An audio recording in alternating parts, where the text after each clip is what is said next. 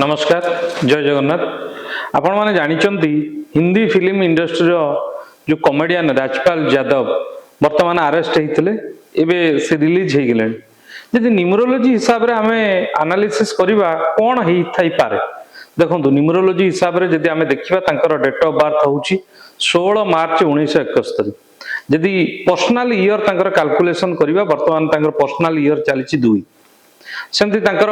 जदि नार नेम रो कैलकुलेशन करबा टोटाली तांकर नेम रो वाइब्रेशन आसुची नंबर 2 रे आ नंबर 2 रे 2 का को रिप्रेजेंट करूची ना चंद्र को रिप्रेजेंट करूची तनो नंबर 2 जेतेबेले पर्सनल ईयर आसीबा आपनकर लाइफ रे कोन हबो ना आपण प्रथम जिनिस माइंड डिस्टर्ब हबो जेंति चंद्र 15 दिन अंधार 15 दिन आलुओ सेमति आपनकर माइंड प्रथमे डिस्टर्ब हबो आपनकर डिसीजन रे भूल हबो आ आपण जे कोनोसी लीगल इश्यू मध्ये हेई पारे तनु सेथिपति आमे कोन करि परिबा जदि जनकर पर्सनल ईयर 2 आसुची ताल कोन करि परिबा आमे नेम को बैलेंस करि परिबा तांकर देखंतु नाटा जो राजपाल यादव से 2 रे आसुची तनु जेतेबेले समय खराब पड़ला सेतेबेले आउ से किछि डिसीजन ही नै परलेनी तनु